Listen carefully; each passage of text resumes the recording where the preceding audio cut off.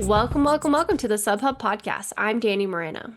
And I'm MK Sullivan. And today we have a very special guest, especially for me, because we get to talk to my coach of 8 years now, maybe longer. I have done bad math, but Rick Floyd. We actually have done an episode with Rick back in February of 2024. So if you want a little bit more of like an in-depth look into like his coaching. That one is a little bit more specific to him, but we brought him back on this time after his massive success at Broken Arrow a couple of weekends where he had four women finish in the top 11, one of them being on the podium. So, yeah, Danny, tell us about those women. Yes, so just to kind of point out to this excellence, quality across the board, Helomino Faulkner was second in 443. Then he had fourth place Jane Moss, who was coming straight off of a win at GoPro 20K, who was fourth in 451, 26. He also had Ruby Lindquist, the runner located in Truckee and currently runs for North Face, 457 in sixth place. And then to round out the top 11, Claire DeVoe in 504.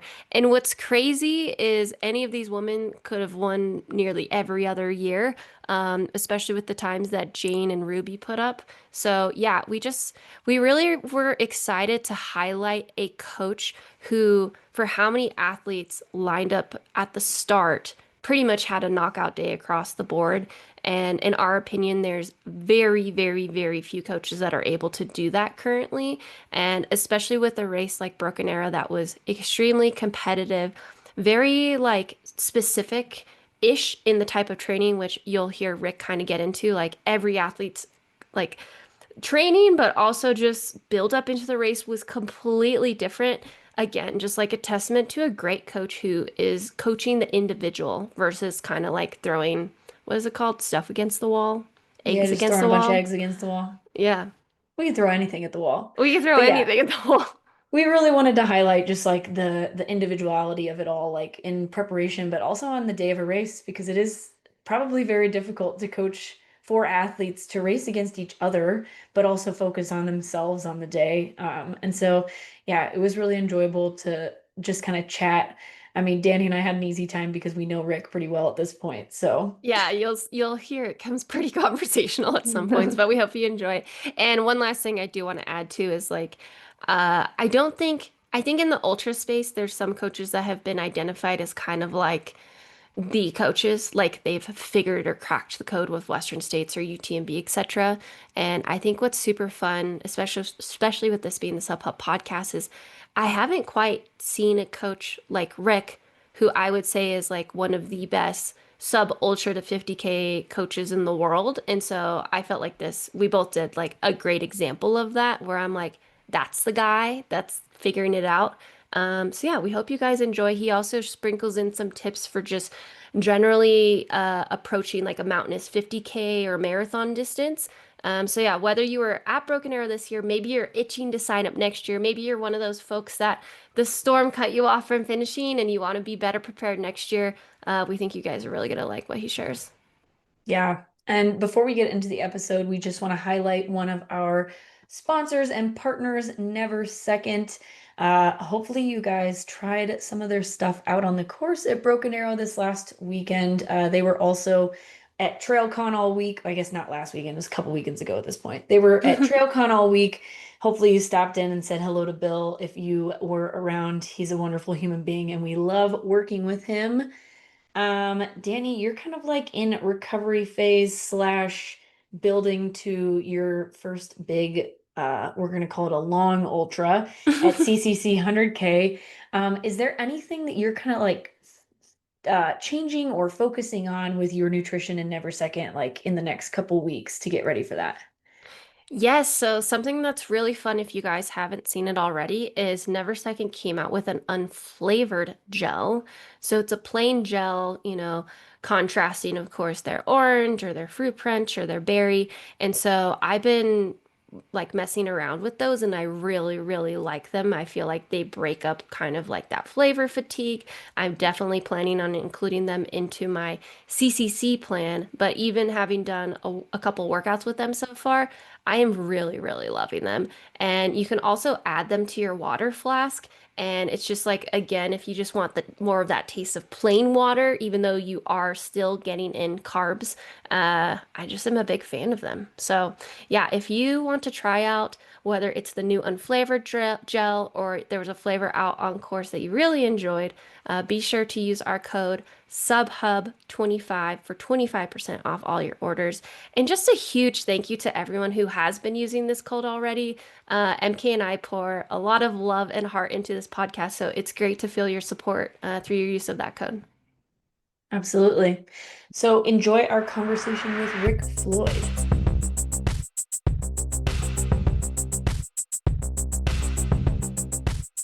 Hey Rick, what's up? Hey, how's it going? Pretty good. I think we're all probably on this like recovery from Western States train. All three of us were out there taking care of different athletes this last weekend. Although it was your first time at Western States, so I guess like tell us a little bit about your experience there compared to like the weekend before at Broken Arrow. Yeah, so I was there pacing Ida from Forest Hill to Green Gate, and it was interesting to be a part of because I've never been to the race, and I certainly haven't helped out at all.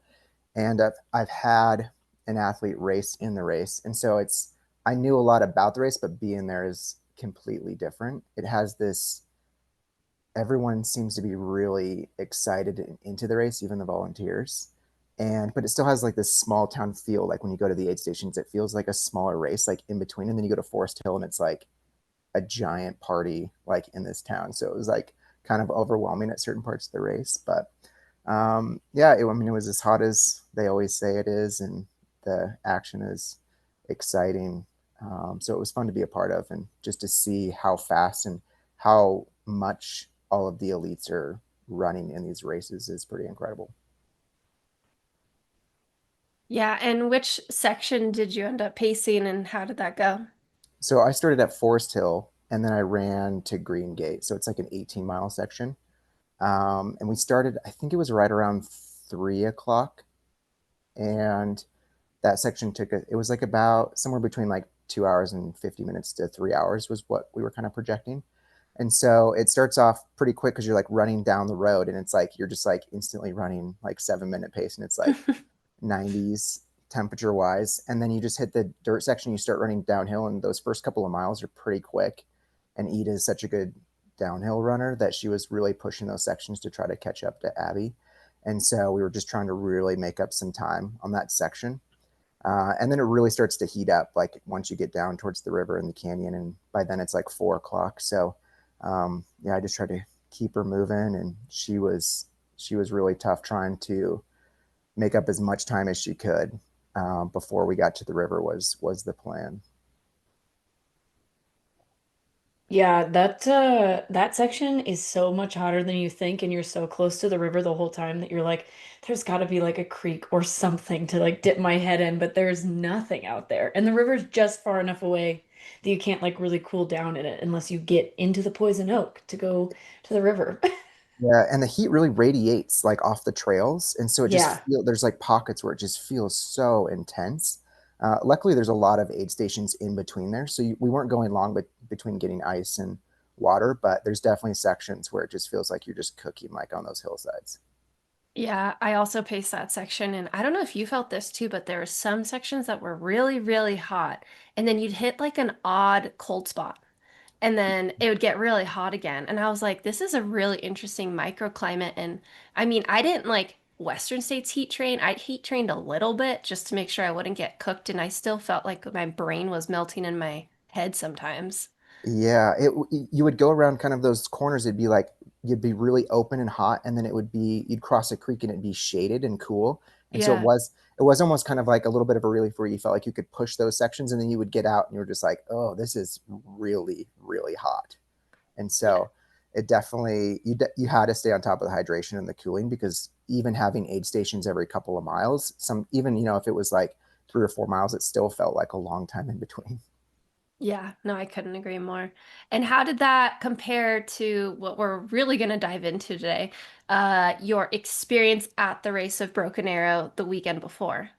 Yeah, I mean, it felt much easier because I was just pacing Ida, and I don't coach Ida, so we were hoping for her to have a good race, and it was fun to be a part of. And the pacing is interesting because you feel this responsibility to try to make sure they're doing all the right things, and you're trying to make sure that you're going the right pace and telling them the right encouragements or whatever it is during the that period. But when you're coaching, it's so much more stressful just watching the race kind of unfold. And with Broken Arrow, this is the first time I've had this many athletes all racing each other.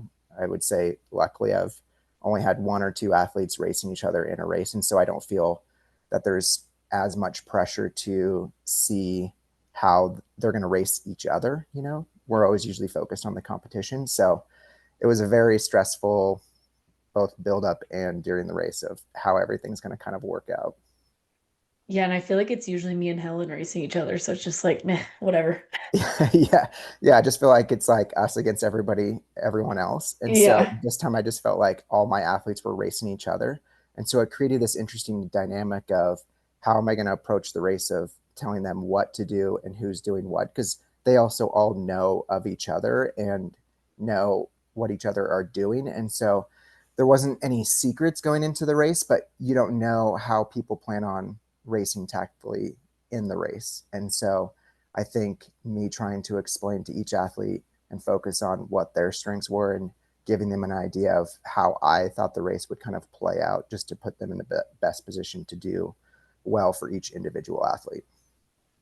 Yeah, and so just as a little bit of a background, we brought you on because you had 3 athletes finish in the top 6 and 4 athletes finish in the top 11 at the Broken Arrow 46K a couple weekends ago. Helen Mino Faulkner in second at 4:43, Jane Mouse in fourth at 4:51, Ruby Lindquist in sixth at 4:57, and Claire DeVoe in 11th at 5:04.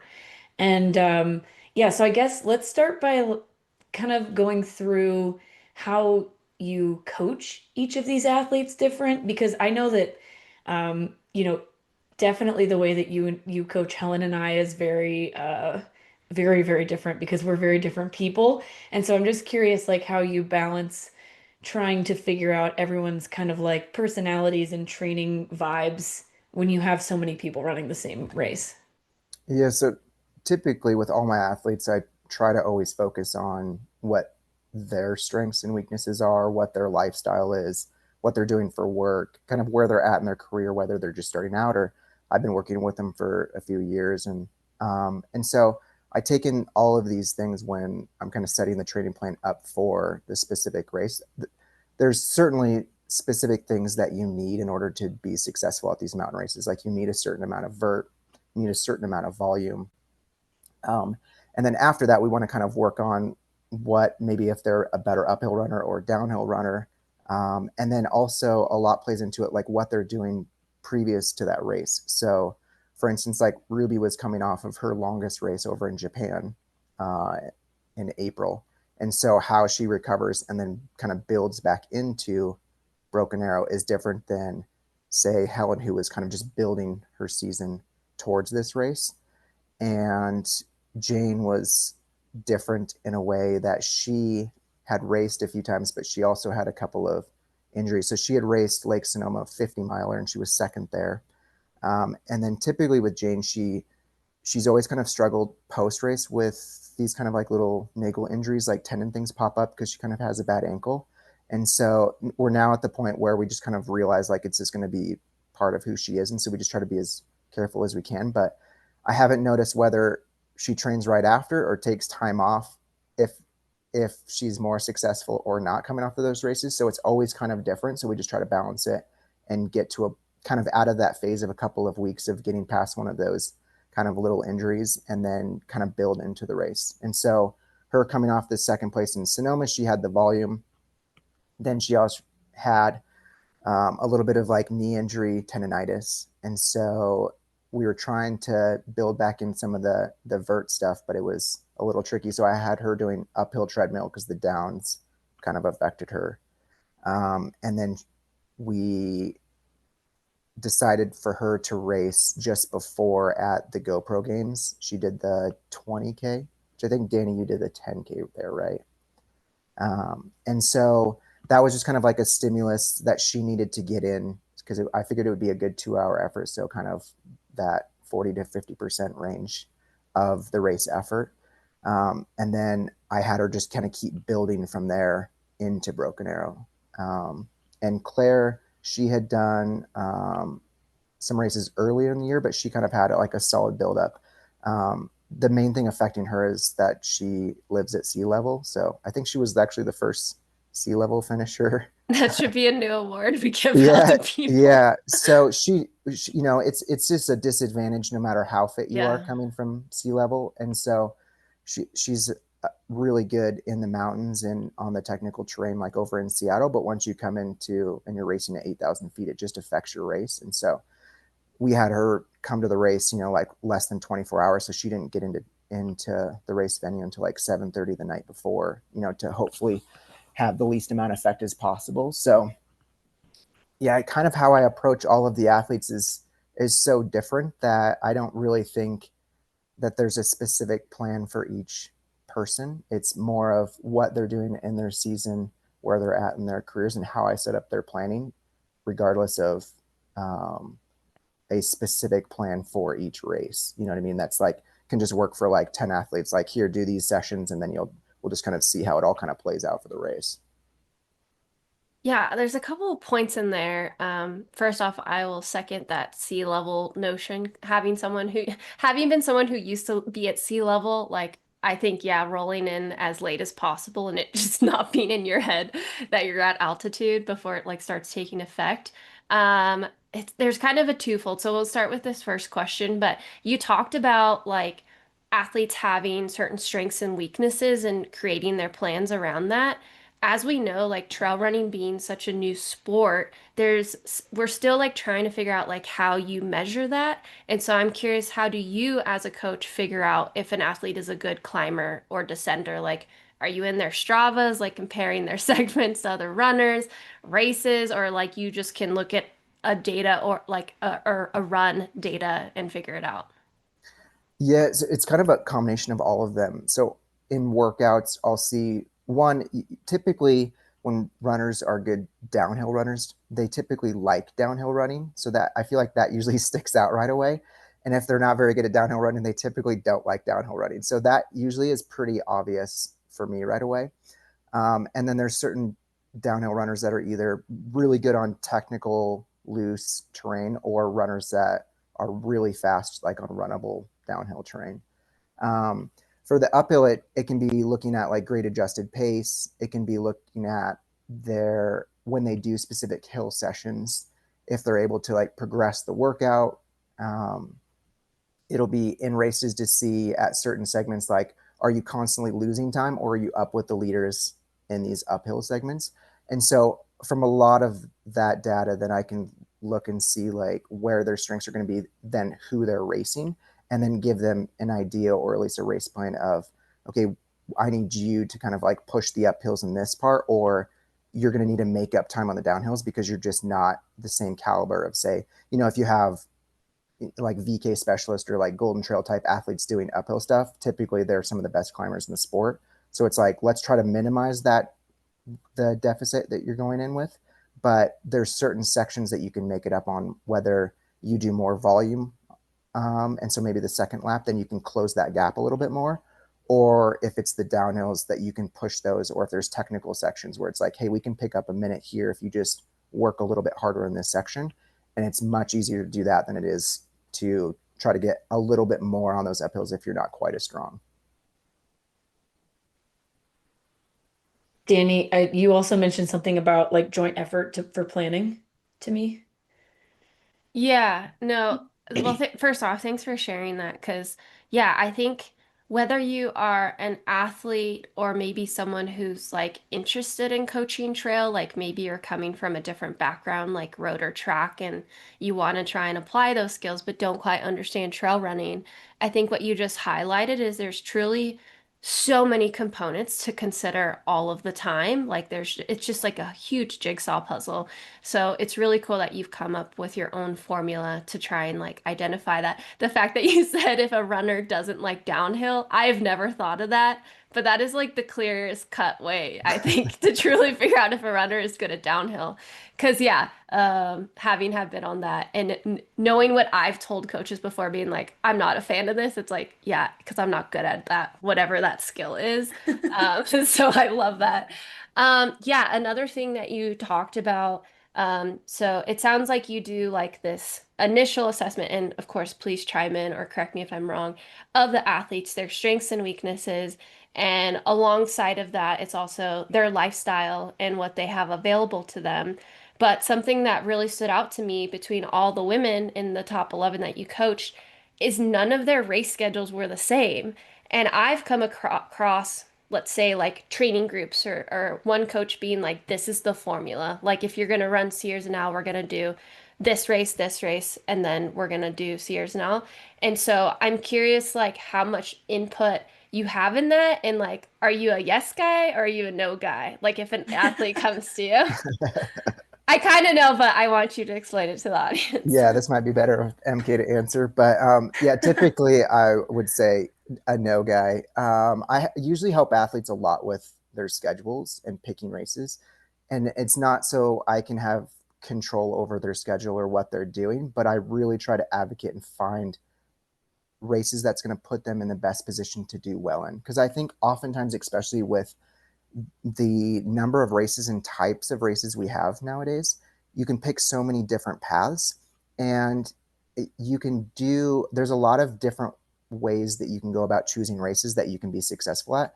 And I often think sometimes athletes' careers don't go as well because they constantly kind of bang their head against the wall, like, I want to do this race series and I want to do this, but they're just not quite as good, whether it's, if they're doing golden trail stuff and they're just not quite quick enough, or if it's doing longer stuff, but they don't have the time to put in the volume, And so or if it's like technical races versus runnable races, or choosing races at sea level versus altitude. So there's so many different variables. So I try to help athletes when they're kind of considering races that are going to put them in the best position to do well in, and then figuring it out after that, kind of like how a race schedule works. Certainly, like if you want to do qualifiers and get on the world's teams, like you don't get to choose your races. Or if you want to do, UTMB or CCC or OC, you have to do a qualifier race and then race that race. So there's certain times where you're going to have to race certain races, but I do think in general, athletes do much better and are happier when they're able to choose races that they want to do and that they enjoy doing. Because I've often seen a lot of elite athletes choose races that they don't want to do and be at, and it just seems to really affect their enjoyment in this sport and longevity in the sport. And so not everybody has to take the same path to get, to a certain point in their career. So I think just trying to be really selective in finding what will work for those athletes, and that might change year to year or based off of like how their fitness and their longevity in the sport, whether they move up in distance or try more technical things once they become more proficient. Yeah, I think it's really easy for a lot of us to get caught up in like, oh, well, this is the series that I'm supposed to do. So like, why don't I try to get into this race? But then it's like, I don't actually like the training, or I'm not that good at it. Maybe not good at it, but it's just not my strength. And so it's nice definitely to have like someone like you who is like, well, if you're good at this, then maybe we do this instead? Yeah. Because I know you and I have had a lot of those conversations over the last couple years of just like, we tried this and it didn't really work, so maybe we do something different this year. Yeah, exactly. So I guess going back to Broken Arrow a little bit, what are the key components about Broken Arrow, in your opinion, without giving away too much of like your secret sauce coaching wisdom, that you focus on for athletes? Yeah, I wish I had secret workouts for these races, but um, really there isn't it because it's so individualized how I coach each athlete. It can look so different on what makes the athlete successful for the race. But I think in general, there's there's a few things that will be very effective, and one, certainly you need to be able to run 4 hours for men and 5 hours for women. So there's a certain amount of volume that you need for these type of races.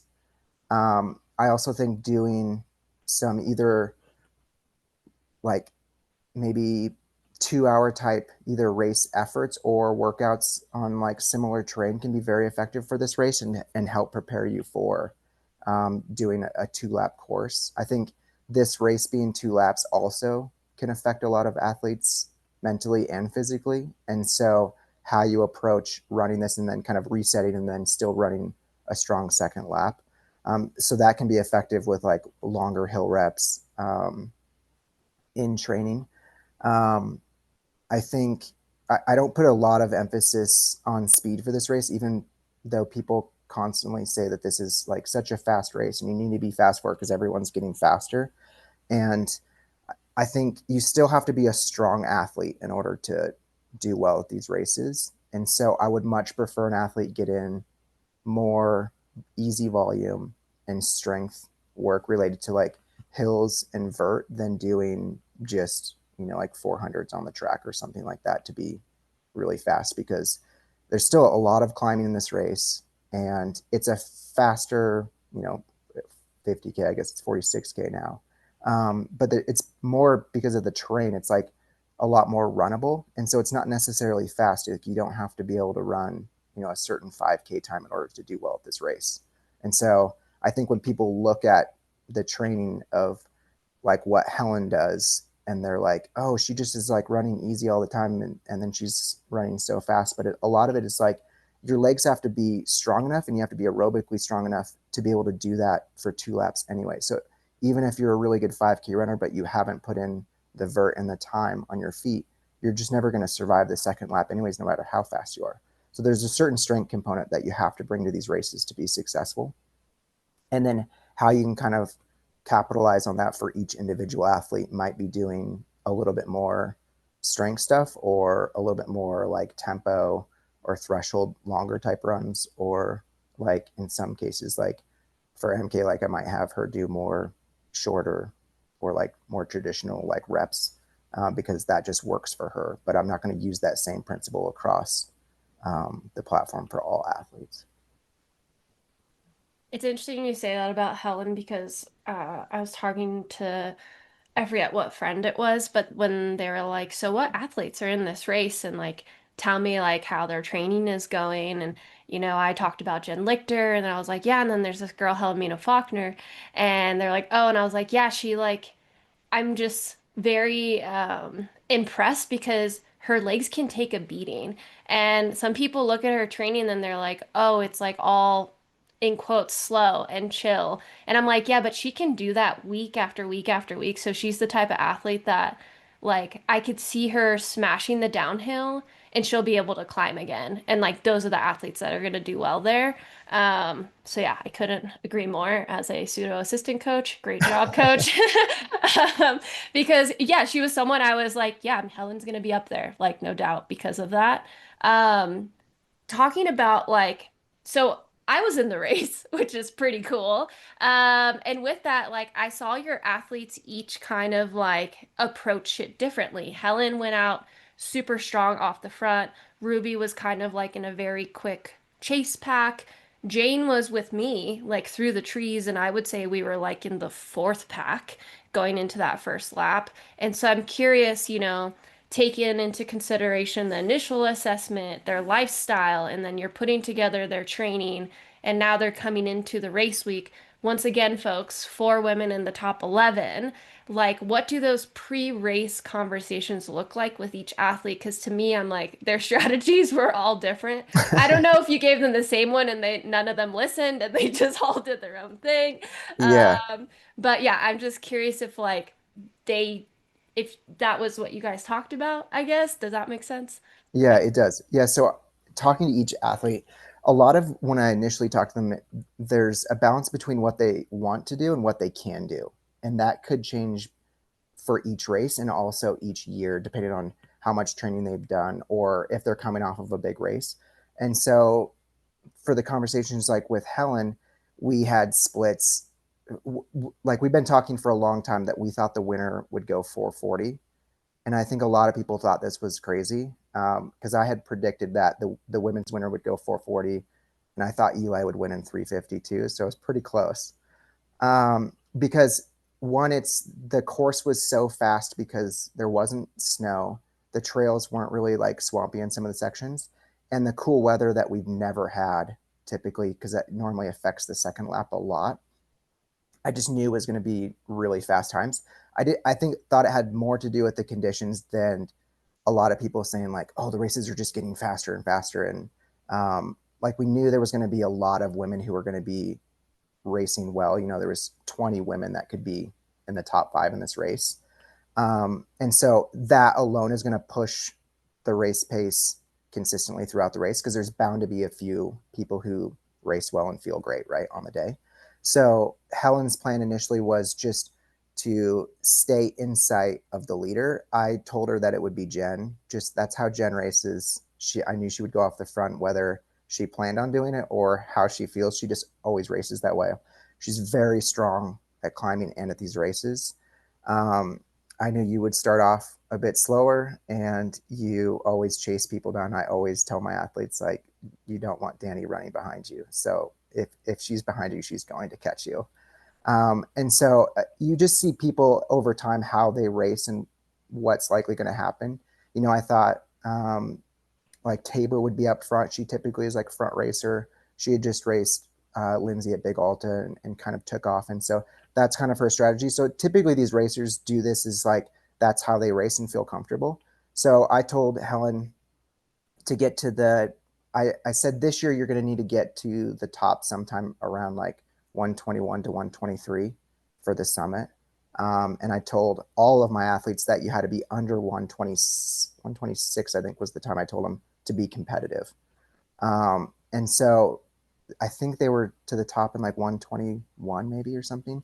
They They went were out quick. they were faster because I hit the top at 120. Okay. Yeah. And so Jen and Helen were both like pushing much more. Like I wanted Helen to stay back a little bit more, but Helen also wanted to race. And so she's done this now enough and been in enough competitive races that I feel much more comfortable with like the decisions she's making on the day. And so she chose to run with her. With Ruby, her plan was to try to run under 5 hours for sure, because I figured that would get her close to the top 5. And to be a little bit more conservative, but faster on the downhill. She's a very good downhill runner, ended up running the second fastest downhill split of the day to you. And so knowing that, I just told her like she's going to really have to rely on using her downhill speed, especially in some of those like technical single track sections. Um, Jane's kind of an anomaly in this, because on the Tuesday before the race, she had rolled her ankle like getting out of her car. So she had just done really well at the GoPro game. She won the 20K. She always races really well at like high elevation. And so she, just before that, she had done like the skyline in a pretty fast time, because we were kind of like quickly building her volume up to Broken Arrow. And yeah, so she called me Tuesday and she was like upset, and had been like crying about like, she's like, I'm not going to be able to race. I rolled my ankle. It's like, I can't really walk on it. She went to the doctor. They said it wasn't broken, but they said she shouldn't run on it for like 3 to 4 weeks. And I told her, you'll be fine. I've done this so many times. MK has rolled her ankle at least a half dozen times before races. If I haven't rolled my ankle before a race, like the training block probably isn't going well. Like I feel like sometime between 2 and 4 weeks out from any major race, MK has had some bad ankle roll. And so at this point, I'm kind of like immune to it when an athlete just tells me like this has gone wrong. So I told her it'll be fine. And like, we just have to make sure the next few days you do all the right things to get you in shape. And I said, if you can run on it by Thursday and it just being uncomfortable, you'll be fine. And so she just trusted me, and she said she ran on it for 30 minutes, like on Thursday, said it felt great. It was like bruised and uncomfortable, but I said, as long as you tape it really well, you should be fine. And you can just see like how it goes. Like you'll know right away when you're racing, like if this is okay. So hers was, she definitely wanted to be on the mountain team. So she wanted to get one of those slots. So for her, I just told her there was really nothing to lose on the race day because of what just happened with your ankle. It's like you just need to be competitive. And I told her to try not to be like any less than like the top 8 kind of position. So that way it allows her to be able to like move up when she can. And so then she felt great. And I just told her to keep on your nutrition and hydration. And she's a very strong racer. And so I knew like in the second lap, she kind of is like similar to like your racing style, Danny, where like she's going to keep coming around and people will fade, but she's not necessarily getting stronger, but everyone else is kind of fading a little bit. And she's also a very good downhill runner. So I thought as long as her ankle held up, she would be fine. And so I thought she ran a really um, competitive, strong race, especially for that second lap, and was able to hold on to that fourth place position. Nice. And Claire? And Claire, so Claire's coming from sea level. Her training she'd done like a decent amount of vert. She had won a VK over there at Tiger Claw. Like she had Oh beat yeah, Joe Gray Hillary. was there too. Yeah, she beat Hillary Allen there. So like her uphill fitness was good. The biggest limiter for her was like coming over from sea level, so she traveled over the night before, um, and I just told her to be careful, like pushing too early in the race, so that way she wasn't redlining at elevation, and just try to be a little bit more conservative, so she could race like 2 solid laps. And then for her, it's been she's had a little bit of trouble getting in enough nutrition during races. So we've really been working on trying to make sure she gets in a decent amount like throughout the race, because some of the races, the last third of the race, she's kind of started to crumble because like her stomach gets upset. And you know how that goes. It's like this cascade effect where you can't take in the nutrition, but then you can't, if you're not taking it in, you can't finish the race very well. So I told her as long as she can keep doing that, she'll keep racing well. Um, and I feel like she had a solid day and was able to close like pretty hard towards the end of the race. And so I gave them all like certain splits where I thought kind of the top 5 women should or shouldn't be like at certain points of the race, based off of like I kind of used off of like the Golden Trail race, like for one loop, and then like previous years for 2 loops. But because of the weather was cooler, the trails were in better condition. You know, you're not going to go as fast as the one loop Golden Trail athletes. It's like trying to find a combination of all of those variables to see like this is probably what's going to happen. And I feel like those hypotheticals can help athletes at least gauge then, okay, this is about what the time is, and then where they're at certainly within, because you could be running a fast time, but if you're like in 15th place, it doesn't really matter, right? So you're like, you still have to race the people in the race at that point. Yeah, it's pretty interesting. I mean, there was also a section, I think it's called like the three steep ramps, which MK and I talked about in our Broken Arrow recap. But now that I'm thinking about it, it's kind of crazy, but Jen, Helen, and myself were faster than the previous course record split of Mm-hmm. Sophia Lockley. We then got crushed by Anna Gibson and Lauren Gregory the next day, but like up until that point, that was the fastest a woman had ever run that section. And Yeah. it's crazy that the three of us ended up on the podium because at that point, I didn't even see them. I was just like climbing from the back on the Yeah. first lap. So it is cool that you kind of like referenced that loop as well. I don't know how granular you got, but the fact that the podium was running, relatively close to that kind of speed. Yeah. So that Yeah. was like actually a big point that I pointed out to each athlete was like I looked over a lot of people's Stravas over the years, and basically that section where you climb, it's like on the second loop, it's like 18 to 22 miles. It's somewhere between like 35 and 40 minute section, that segment on Strava. The athletes who were able to run like 7 minutes or less on that for the second loop typically were on the podium for that race. So I explained to all of my athletes that, because this isn't something just if you're a good runner or if you're good at hills, like if you can't, you know, make this happen, you're just not going to have as good of a race as everyone else in the field. And it's more, I think, because that's where the race really gets hard, right? Because it's the last climb, the last 40 minutes. And so once you get to the downhill, even if you're not as good of a downhill runner, you can still kind of fake it to the finish line type thing. Because the Shirley Canyon just isn't that long of a climb, and it's just not significant enough portion of the race to really affect the results. So all of the athletes, I explained that this portion is like where you have to really put in some time and some effort. So oftentimes, just so you're not losing as much time as you're trying to gain um, the Which first. section is that? Is that before you hit the ladder? Yeah, yeah. So it's basically after you get to the first climb. And do you remember what that spot is? The where that segment starts, It but it's was because it was where you and I were, right? And it yeah, was yeah. a little bit after it as well. It's like right where you get to that chairlift, and then you do those like three stair step climbs essentially to the summit. Yeah, And it's from KT 22 up to the summit, basically. yeah, yeah. And so Oh, yes, that 30 basically, minutes. Red Dog Saddle to that one. yep, yeah, yeah. There's like three names on like the segment, and so basically, I explained that all the athletes like you have to be able to push this section um, in order to be on the podium or qualify for the team. Wow, that's super interesting. Yeah, because then it ended up being Jen Lichter, Grayson Murphy actually was the second fastest on that. And then myself and then Helen were all within I wonder if that 20, was 30. Grayson's first loop, though.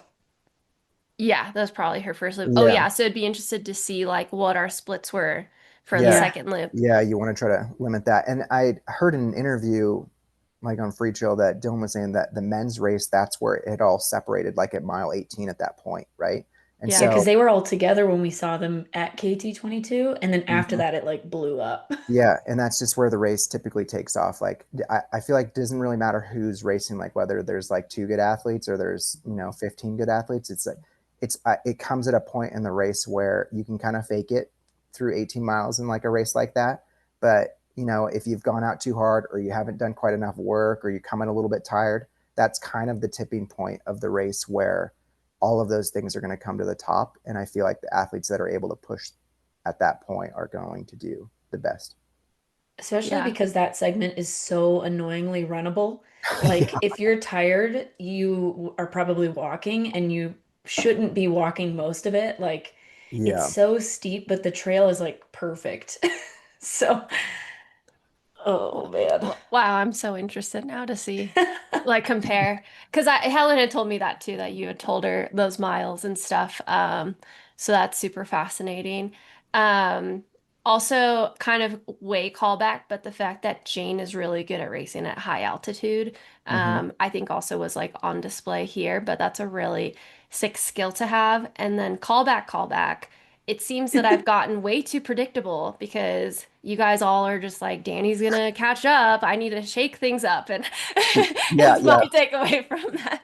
yeah. I I feel also, like but you. I, oh, you go first. Yeah, I feel like you were saying like, well, you haven't been running as much mileage, and you're like kind of building back. But one, like you've been doing this long enough to where you don't need to be able to run that much mileage to be successful at the racing. Like I feel like at this point, but I feel like like savvy racers like you, and you have such good experience like with OCC and these big races and like competitive races that you just know that those are the type of people who are going to like rise to the top, like when it matters. So it's was never a doubt in my mind that you were going to like run people down. So I was like telling my athletes like, you do not want her coming down behind you on that last bit of the trail, so you better get moving.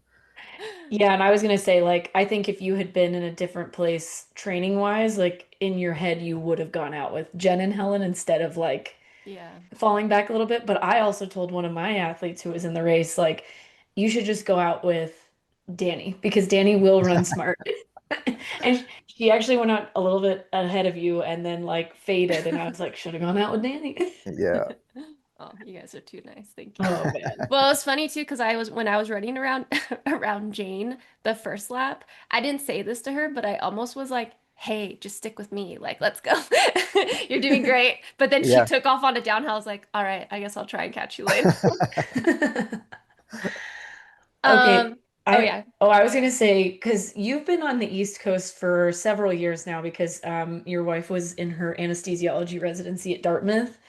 And so you've been at like a couple of races for like Dan Kurtz because he lives over there and races over there. But this feels like it was your first time at a race with like a lot of athletes, and I'm curious like how did that change, I don't know, like the way that maybe you saw the race afterwards or even during, like for them being able to help them in the moment instead of just like watching from afar and being like, oh, why can't I tell them this in person, during the race?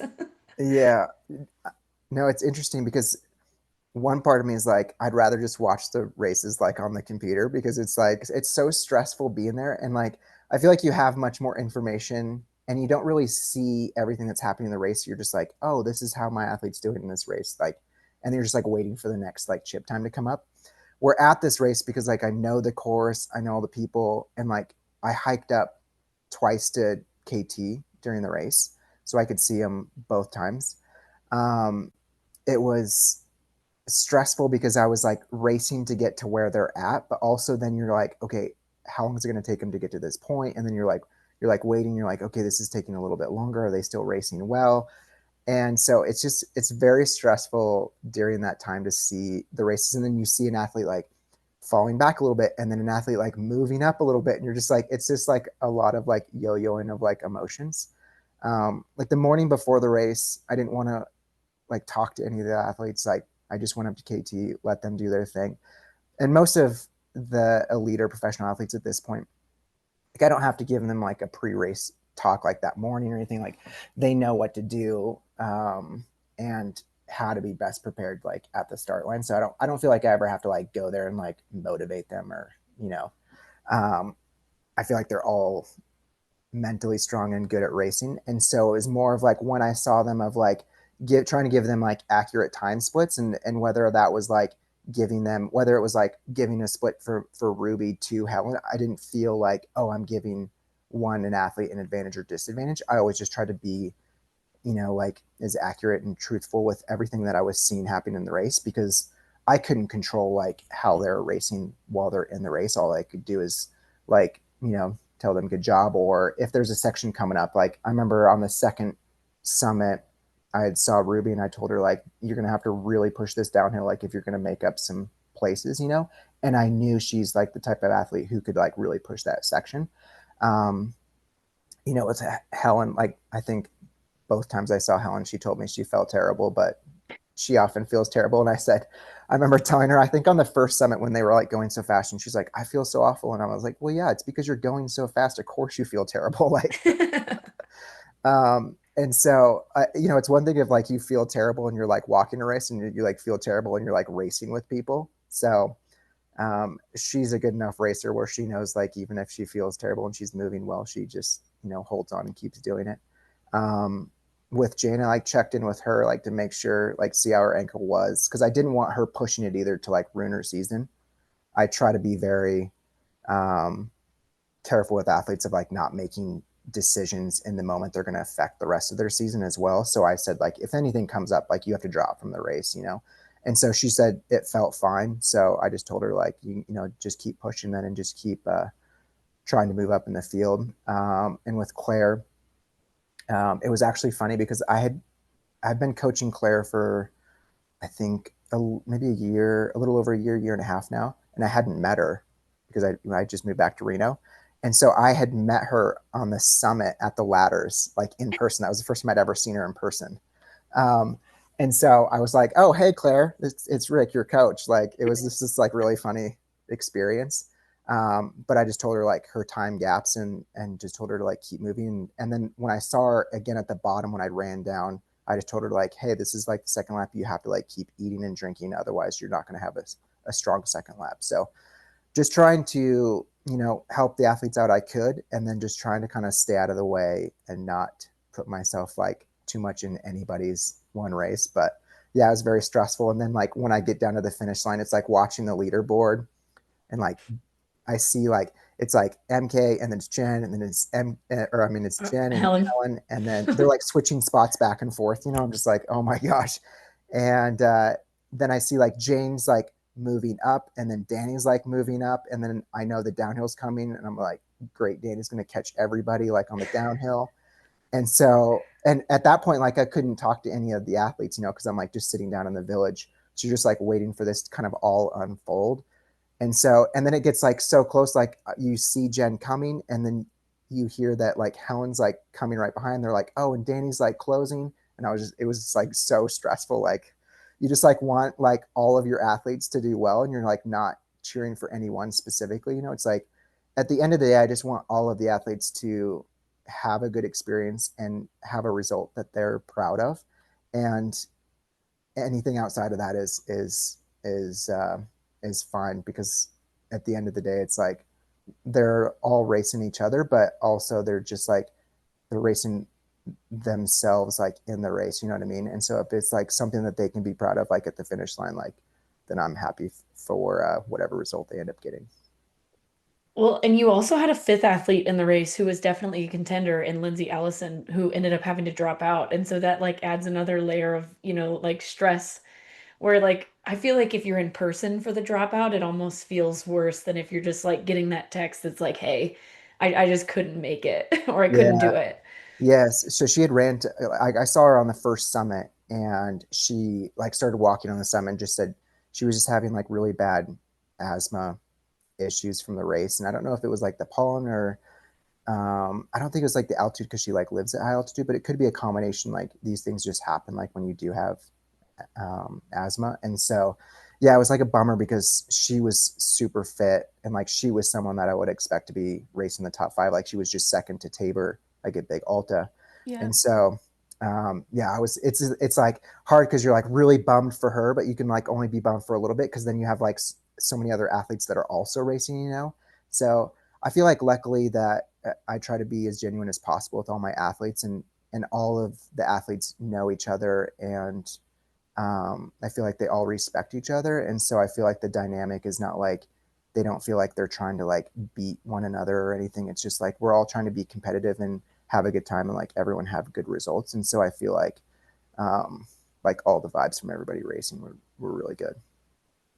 Yeah, it's pretty cool. I mean, I feel like I'm a reoccurring guest star in your guys' story because I'm really close with MK. I know Helen, and then even just like this journey to Broken Arrow. Like, I mean, we were hanging out at Lake Sonoma when you were crewing Jane, and I was supposed to race Lindsay, and like then Yeah. during the race, I saw you everywhere, and I just, it's just so cool to be a fly on the wall watching you and your relationship with your athletes and everyone just like I think a big part of like a good athlete coach relationship is trusting the coach and like all your athletes completely trust you.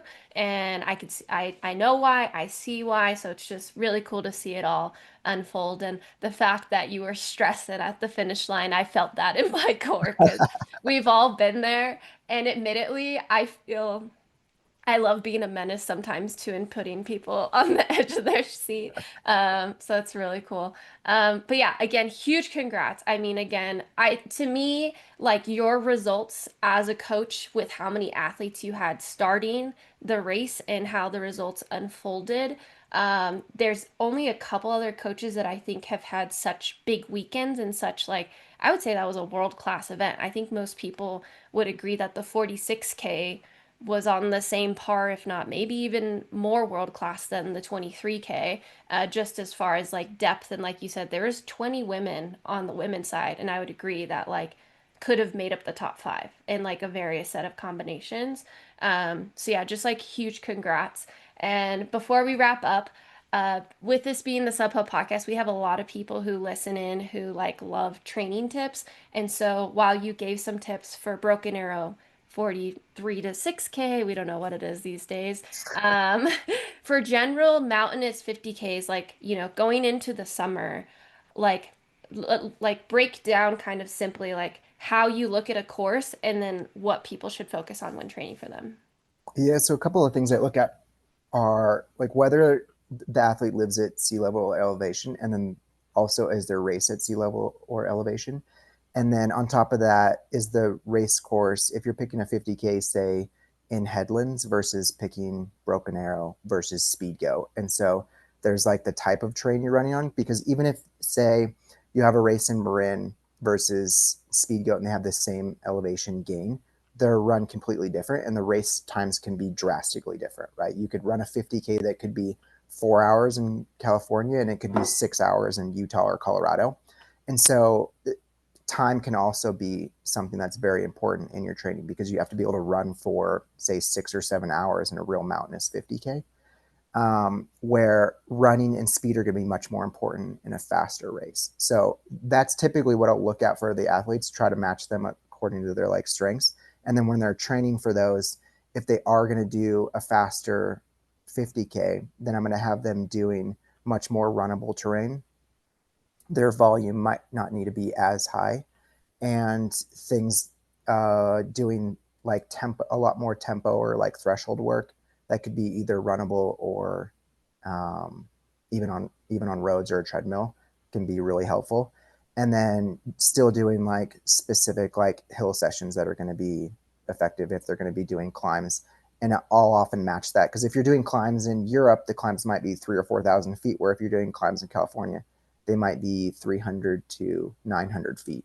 And so that can change too, like how you're putting those into your training, because you don't need to be good at climbing 5,000 feet straight if you're doing a race that the longest hill climb is 800 feet, right? And so adapting your training to what you're doing, I feel like will really help athletes. And then I think either doing shorter races like half distance, or training runs that are going to be like a little bit higher intensity, but on similar terrain can be really helpful. And you can do those, like you could do one 2 weeks out from 2 or 3 weeks out from a race, or 5 or 6 weeks out from a race, something like that. And that can be a good stimulus. I often will have athletes do kind of efforts like that building into a race. So then by the time they get to the race, like Jane did a 2 hour race, and then she did the Skyline, which was like a 3.5 hour to 4 hour effort. So it was like, but the mileage was much less. Um, and that's like getting your body more adapted to then, once you are racing then for 5 hours, it doesn't feel like such a stretch getting to that point. Because sometimes athletes will race a very short distance, and then they're like, oh, the 50K felt really long. But if like your longest race has been like really short races, the effort's gonna feel really long, even if you're prepared for it physically. Um, for mountain races, I typically like to see like a lot more easy vert, because I think your legs have to be stronger in order to handle the vert, especially later on, like that 18 to 30 mile in the race. You have to have a certain amount of like up down vert in your legs in order to be successful at those races. Because I always say, like, the fittest people can run half of those races really fast, right? And that's why you see Golden Trail race so fast, because those track runners can come straight into it and they can excel right away. But I feel like once you start getting above that distance, you see less and less of like, oh, the very fast people are doing well at those races always. Sometimes it's the racers who are stronger, more durable, or have done more vertical and volume in their training. So I tend to emphasize more of the consistent vert over time, or a couple of big weeks in order to build into those races. Yeah, I feel like I train a lot slower now generally, that I don't do as much like Golden Trail or like those shorter short trail events. Now that I do like that 50K to 100K distance, like all of my running is so slow, except for when Rick lets me run fast occasionally. Well, I feel like we've run out of time to talk about how you prepared me for the Broken Arrow ascent. But That's what people really want to know. It was an impressive race, though. It oh was. God, I feel it's incredible. I feel so much better after Western States weekend than I do or did after Broken Arrow week. Like it's like I did a 20-minute race and it took me out for a whole week. I crew an ultra and I'm like, oh wow, I think I could run like 50 miles again this week. I love Um, it. Well, last but not least, are you accepting any new athletes, since I am safe to assume you'll get more fans after this podcast? So I keep it under 15 athletes that I coach, and at this point, I'm only coaching like elites or professional athletes, and that's just because the time that I have available, and that's the type of coaching that I enjoy most, is working with those type of athletes. And so by having 15 athletes, um, I'm able to put a lot more time and energy into each one of those athletes, because it is so individualized. So I have a couple of slots open right now. Whoa, hear that, And guys? but I have had a number of athletes uh, connect with me recently after Broken Arrow. Oh, so we weren't the first. Dang it. You guys You already weren't the first. noticed. I heard it. Yeah, yeah.